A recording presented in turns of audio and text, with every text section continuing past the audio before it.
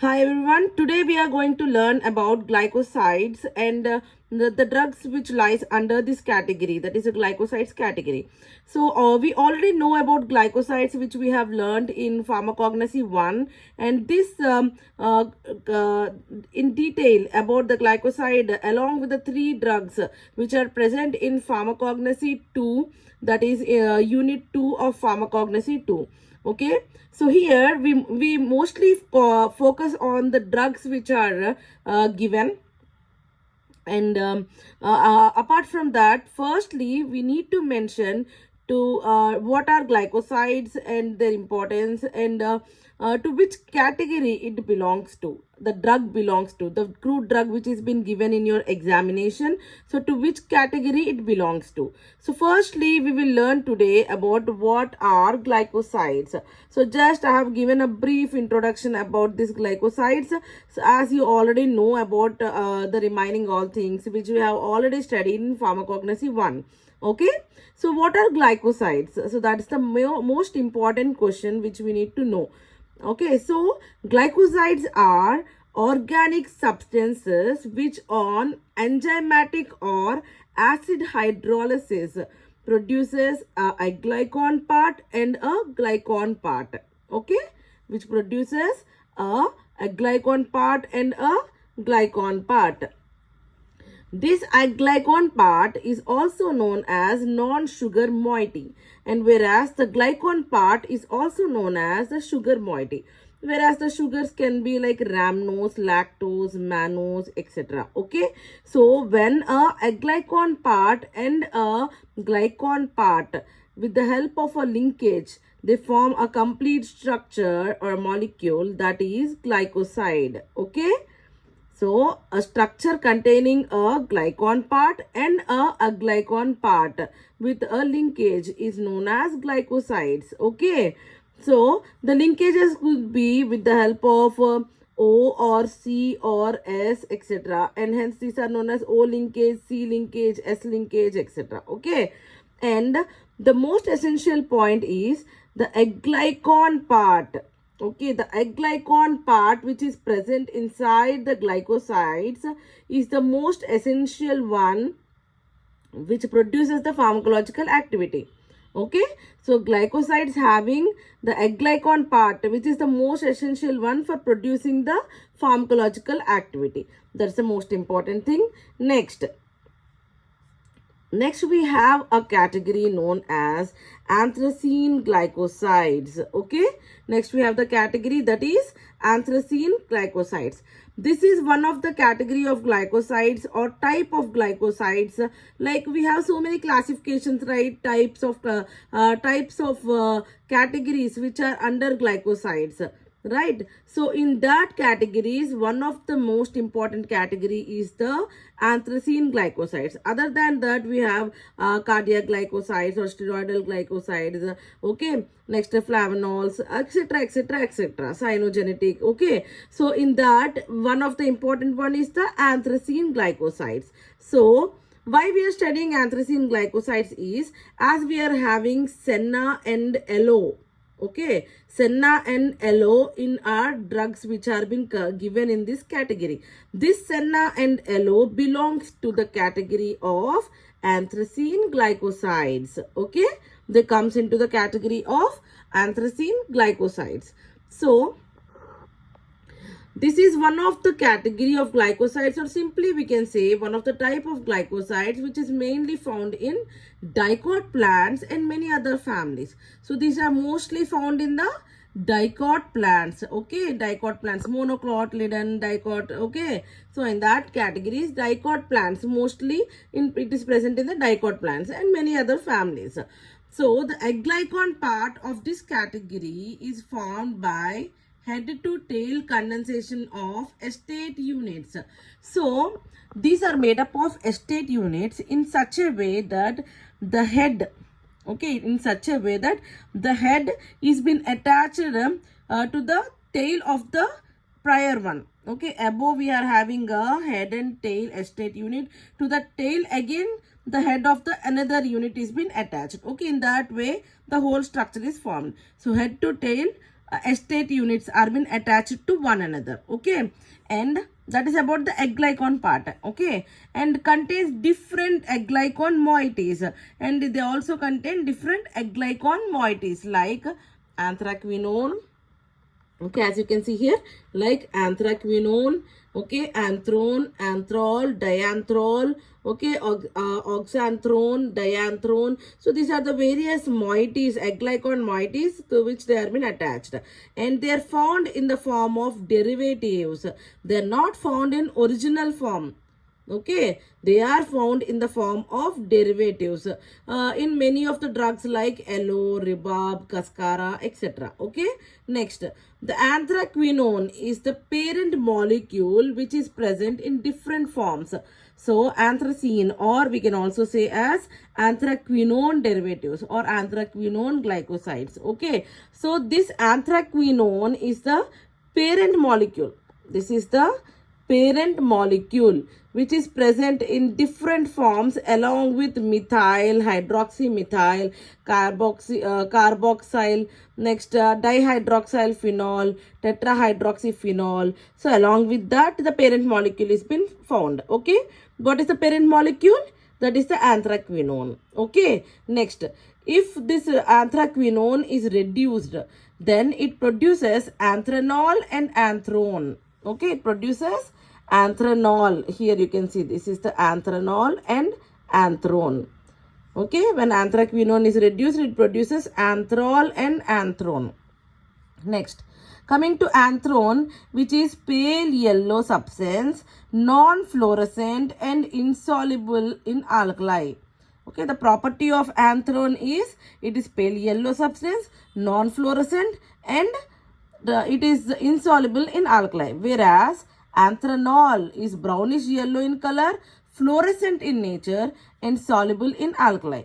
Okay, and the most common test, that is the when we can say like it is a specific test. This could be a big question for some of the competitive examinations, like what is the specific test for anthracene glycosides, or they can ask you this procedure and can ask you what is this type of test which is been performed for identification of anthracene glycosides, or they can ask you for which category of drugs this test has been performed. So these are some of the bit questions which may be asked.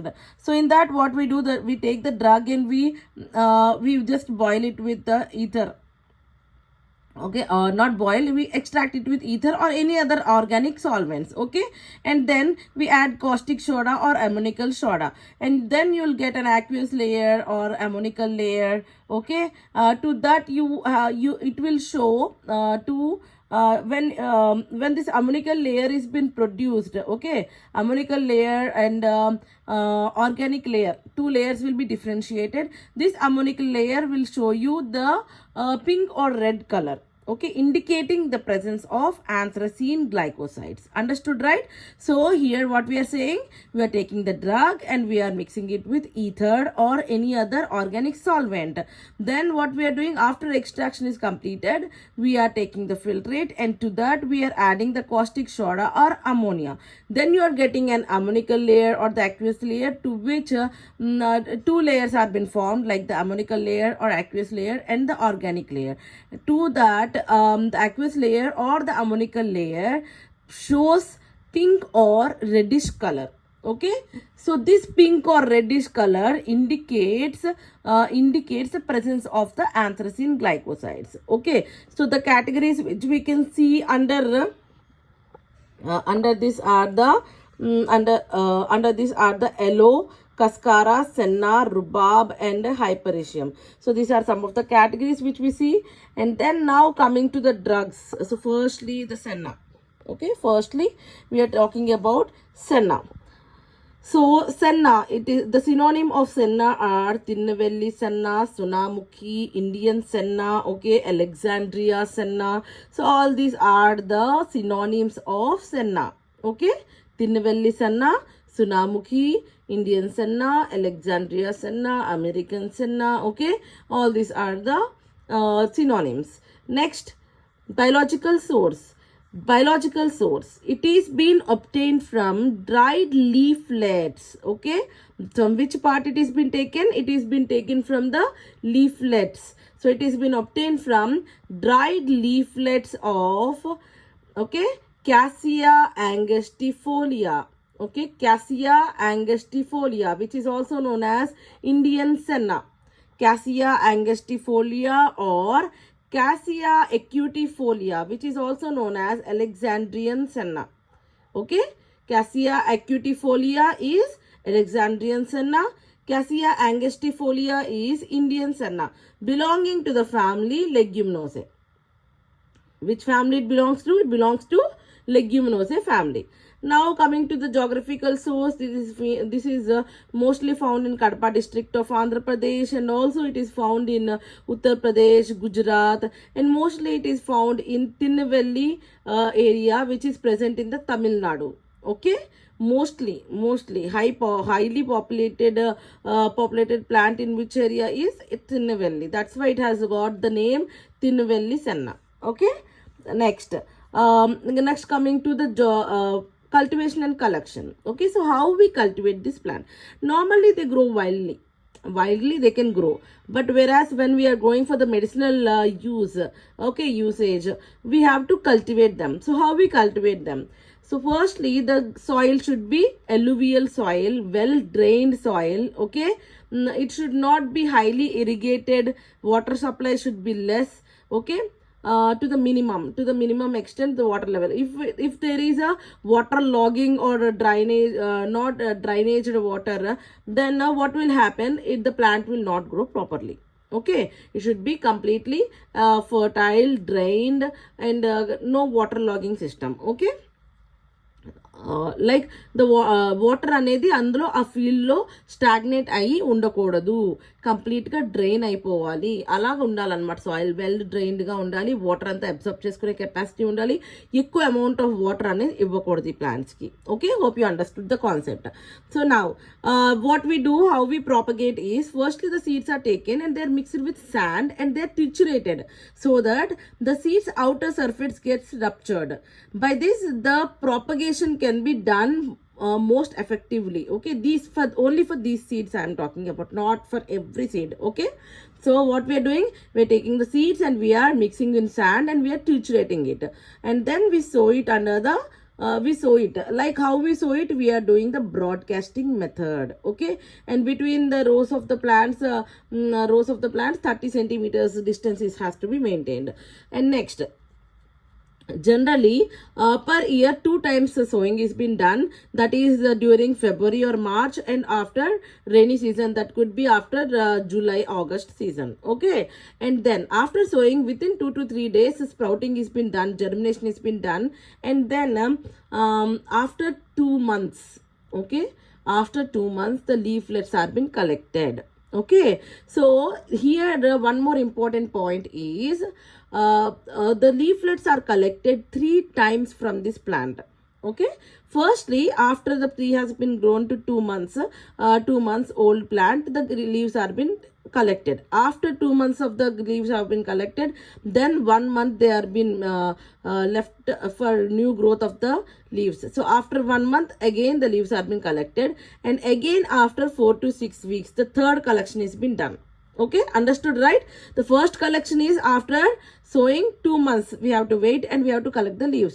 After that again 1 month we can collect the leaves, and after again 4 to 6 weeks we can collect the leaflets. Okay, and after the complete three times we have collected the leaves, the complete plant is been rooted out, okay, uprooted, and it is been thrown away. Okay, understood, right? So this is the most concept of cultivation and collection. Next next is the macroscopy. So macroscopy, the leaf is dark greenish yellow in color, isobilateral leaf, lanceolate leaf, and the flowers are yellow in color. And what else we can say? We have already seen the plant, right? I have shown you the plant during the practical examination. So we can say The color already we have mentioned, that is greenish yellow in color. And taste is bitter, mucilaginous bitter in taste. And the order is slightly characteristic order. Okay, that is about the macroscopy. And next coming to microscopy. So it is a isobilateral leaf. Isobilateral means both sides almost similar. That is, the upper epidermis and lower epidermis are almost similar. That is known as the isobilateral leaf. Next, it contains trichomes, unicellular covering trichomes with thick walls, and some are warty in nature. The base is round in nature. So that is about the trichomes. And the active constituents are present in the epicarp and pericarp of the pods. Pods are like fruits. Okay, the pods are like fruits of this plant from which you can get the seeds. So that is about that. And most important characteristic, microscopical characteristic of senna is that it contains crystal sheath and collenchyma. Okay, so already we have seen like 1 second, I will show you. Yes, so here we can write down, I think. No, oh, I'm sorry, 1 second. Yeah,